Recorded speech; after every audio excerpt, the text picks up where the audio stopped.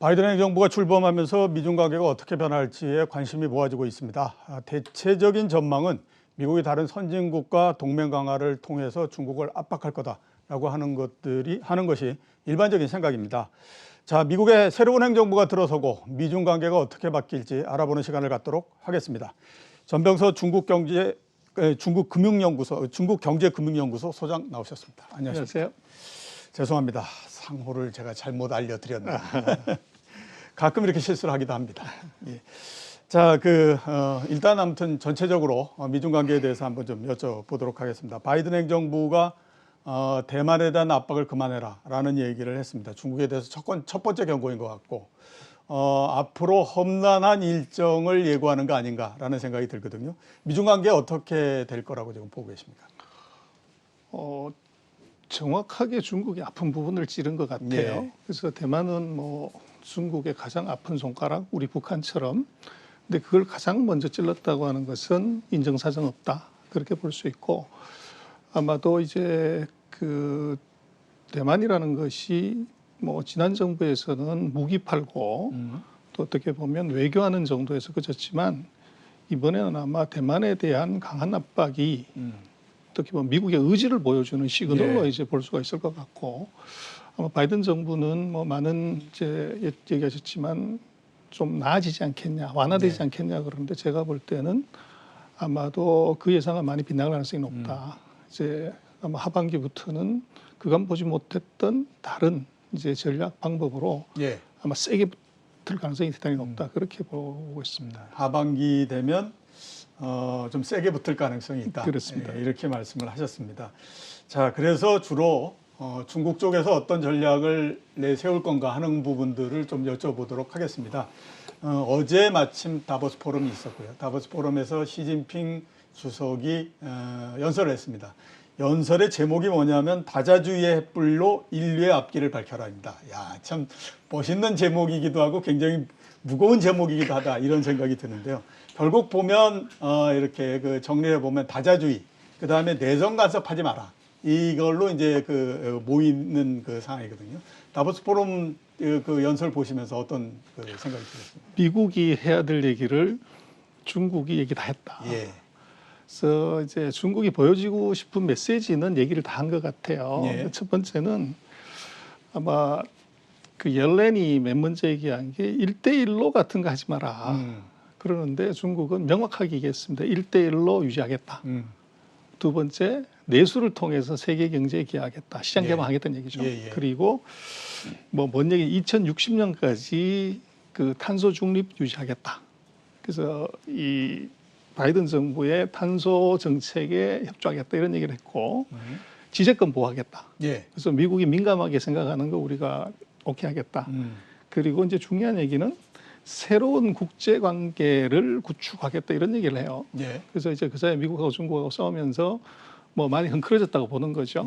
그래서 WTO나 이제 이런 얘기를 하면서 유엔이 정하는 대로 해야 된다. 이제 그렇게 얘기를 했어요. 그래서 결국은 이게 중국이 자기 하고 싶은 얘기는 다 했고 이제 답은 아마 미국이 거기에 대해서 속내를 읽고 난 다음에 답을 어떻게 할 거냐. 이제 이게 중요할 것 같아요. 알겠습니다. 자, 중국의 대응을 특히 작년도 보면 우리가 생각했던 것보다 굉장히 빠르다라는 생각이 듭니다. 그러니까 대부분들 많이 생각하고 있는 게 이제 미국이 동맹을 강화해서 중국을 압박한다라고 하는 그 카드만 생각하고 있지만 중국은 거기에서 제가 봤을 때 조금 더 한 번 더 나가서 우선 이제 아시아 국가들하고는 RCEP을 맺어가지고 대응을 하고 있지 않습니까? 그다음에 이제 또 유럽하고는 포괄적 투자협정 맺어서 결국 유럽도 그렇고 아시안도 그렇고 현재로서는 이제 본인들의 영역내로서 이제 계속 끌어들이고 있는 상태이기 때문에 과연 지금 미국이 생각하고 있는 것처럼 동맹 강화를 통해서 중국을 압박한다라고 하는 카드가 먹힐까라고 하는 생각이 들 정도거든요. 중국의 이런 대응에 대해서는 어떻게 지금 보고 계십니까? 정확하게 미국의 허점을 이제 타이밍 맞게 그리고 빈 구멍을 정확하게 찔렀죠. 그래서 미국의 리더십이 부재하고 있는 상황에서 RCEP을 통과시켜서 아시아에 구멍을 하나 냈고 또 영국이 브렉시트 하면서 굉장히 어려워졌고 또 미국하고 유럽이 탄소세 가지고서 치고받고 싸움하는 그 와중에 이제 중국하고 포괄적 투자 협정을 맺어서 우리하고 친구하자고 하는 소위 말하는 바이든의 대서양 동맹에 결정적인 흠을 낸 거죠. 예. 그래서 뭐 미국의 그 포위망치기는 이제 아직 시작도 안 했고 그렇지만 중국의 포위망 구멍내기는 아마 집요하게 할 것 같아요. 예. 그래서 아마도 뭐 하늘은 스스로 돕는 자를 돕는다고 그러는데 아마도 예. 미국과 중국은 자기를 돕는 자만 돕는 예. 이런 현상이 나타날 것 같고 그래서 그 주변 국가들의 경우들은 이 줄을 서야 되는 그렇죠. 그런 이제 아주 나쁜 상황이 예상이 돼요. 그래서 우리 같은 경우는 아마도 최근 2년 동안의 그 뭐 미국하고 중국 관계 이것보다가 우리가 해야 될 선택지는 훨씬 좁아진 걸로 보여집니다. 예. 훨씬 더 어려운 선택을 할 수밖에 없을 것 같아요. 그래서 일각에서는 바이든 시대가 트럼프 시대보다도 여러 나라들한테 보다 더 힘들다. 미중 관계에서는 그런 얘기도 하는데 아마 소장님께서 말씀하신 부분도 거기에 연장선상이 아닌가라는 생각이 그렇습니다. 뭐 제일 나쁜 것은 1, 2등이 싸울 때 편가르기 하는 건데 그렇죠. 그래서 지금은 뭐 지난번은 이제 1, 2등의 격차가 컸기 때문에 그런데 2등이 싸워봤더니 1등하고 격차가 그렇게 크지 않다고 인정을 하면 예. 확실하게 이제 내 편 줄서기를 시키는 거죠. 그런 아마 고약한 상황이 우리한테 올 거 아닌가 싶습니다. 예. 그 1, 2등 차이 말씀하셨으니까 한번 좀 여쭤보도록 하겠습니다. 그 최근에 왜 이렇게 이 미중 관계 갈등이 심해지느냐 이런 얘기들을 할 때 미국이 겪어보지 못한 일이 앞으로 다가올 가능성이 있기 때문이다라는 얘기를 하거든요. 그러니까 미국이 세계에서 경제 규모가 가장 크게 된 때가 1870년대라고 얘기를 합니다. 그러면 150년 동안 미국은 1등을 해왔던 건데 지금 상황에서 보면 앞으로 한 10년 후 정도 되면 그 1등이 바뀔 가능성이 높다라고 볼 수밖에 없고 그러면 미국 입장에서 봤을 땐 150년 만에 처음 이상한 일이 일어나는 거니까 지금 공포가 엄청나게 심할 수밖에 없으니 이 기간을 최대한으로 아무튼 늦춰야 된다라고 하는 것 때문에 굉장히 갈등이 계속될 수밖에 없다라고들 많이 얘기를 하거든요. 그런 견해에 대해서는 어떻게 지금 보십니까? 71, 89, 100 세 개 숫자로 얘기할 수 있는데요. 예. 2020년에 중국이 미국 GDP의 71%. 예. 그리고 이제 5년 뒤가 되면 이제 89%. 89%. 그리고 이제 추가적으로 뭐 3년에서 5년 내에 100을 넘어가는 이 상황이 이제 벌어질 것 같아요. 그래서 뭐 경제력으로 미국을 추월한다고 그래서 선진국 되냐, 패권국 되냐 그건 아니에요. 예. 그러나 제가 볼 때는 아마도 만약에 중국의 GDP가 미국 GDP의 90%를 도달하는 순간에 대대적인 동맹의 와해가 생긴다. 그렇겠죠. 그래서 미국으로 붙는 것이 아니라 중국으로 뒤로 붙는 이것 때문에 아마 미국이 굉장히 고통스러울 수 있고 그래서 앞으로 아마 4년은 서로가 물고 어떻게 보면 물어뜯는 예. 아주 치열한 잡아뜨리지 않으면 내가 자빠지는 그런 경쟁이 아마 4년 동안 이루어질 것 같고 그래서 제가 볼 때는 지금 뭐 금에도 나오고 있습니다만 바이든이 웃으면서 악수하지만 아마도 이 바이든의 4년이 미중의 관계를 확실하게 결정짓는 아마 가장 중요한 역사적으로 나중에 놓고 보면 그 시기가 될 것 같아요. 예, 결국 보면 바이든 4년 동안은 갈등이 엄청나게 심할 수밖에 그렇습니다. 없다. 이렇게 결론을 내릴 수밖에 없을 것 같습니다. 자, 미중 관계는 이 정도 하고요. 중국 경제에 대해서 한번 좀 여쭤보도록 하겠습니다. 작년도도 여러 주요국 중에서 가장 그 경제가 좋았고요. 올해도 상당히 좋을 거라고 지금 예측이 되고 있거든요. 중국 경제에 대해서는 어떻게 지금 보고 계십니까? 그래서 뭐 전 세계 유일하게 플러스 성장을 했다고 그러는데 제가 볼 때는 이건 코로나 경제다. 예. 그래서 코로나의 통제 능력이 바로 GDP이고 성장인데 전 세계에서 가장 빨리 안정화시키기 때문에 이렇고 이번에도 마찬가지로 미국과 유럽은 2차, 3차 확산의 단계인데 중국은 뭐 한 130명 2차 확산을 하더라도 그 정도가 이제 피크이기 때문에 아마도 금년도 같은 경우는 역시나 또 세계 1등을 할 수밖에 없다. 이제 그렇게 보여지고 지금 중국이 1등은 하지만 이제 이번 기회를 가지고서 자기네 내부 구조 변화를 이제 하려고 하는 아주 중요한 이 정책 변화를 얘기를 했어요. 예. 근데 우리는 뭐 거기 크게 관심이 없지만 최근 4년 동안 중국이 했던 공급 측 개혁에서 이제는 공급 측 개혁을 빼고 수요 측 개혁으로 완전히 수요 측 전환을 개혁. 했어요. 그래서 그 키워드가 아마 앞으로 그 5년 동안에 중국의 변화, 중국 경제를 읽는 가장 중요한 키워드가 될 거다 그렇게 보이십니다. 예, 알겠습니다. 주식시장에 대해서 좀 여쭤보도록 하겠습니다. 경제가 상당히 중국 경제가 좋으니까 중국 주식시장도 좋을 가능성이 있고 또 이제 주가만 보면 중국 주가가 사상 최고를 기록했던 게 2007년이었습니까? 그때 아마 6,500 뭐 이 정도 했던 것 같은데 지금 주가가 올랐다고 해봐야 3,500 정도밖에 안 됩니다. 그러니까 그때 거의 절반 정도밖에 안 되는 상태고요. 대신에 그 당시에 비해서 미국 주식시장은 거의 몇 배가 지금 올라가 있는 상태죠. 그러니까 상대적으로 가격도 그렇게 부담이 없는 상태이기 때문에 중국 주식시장에 올해 상당히 좀 주목을 해야 된다라고 하는 그 얘기가 많거든요. 중국 주식시장에 대해서는 지금 어떻게 보십니까?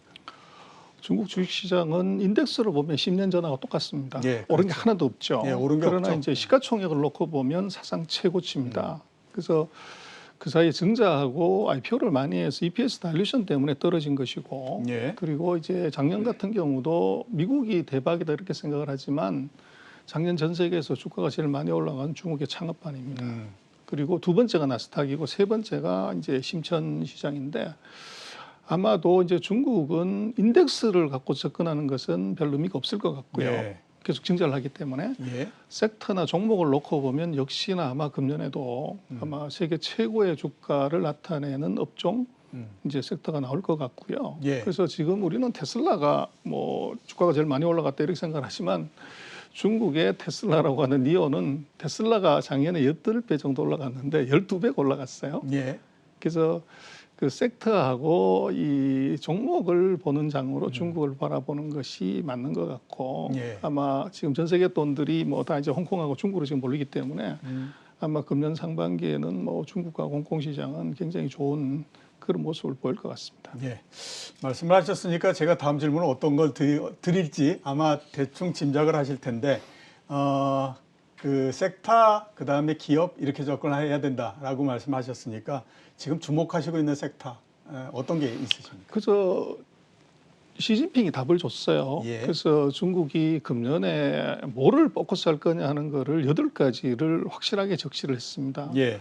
그래서 거기서 이제 주식시장에서 의미가 있는 것은 첫 번째 테크, 두 번째는 이제 수요 측 개혁인데 거기에 4가지 업종을 얘기를 합니다. 예. 그래서 그게 자동차, 가전, 예를 들면 이제 음식료, 그리고 농업, 예. 이제 이게 들어가 있고요.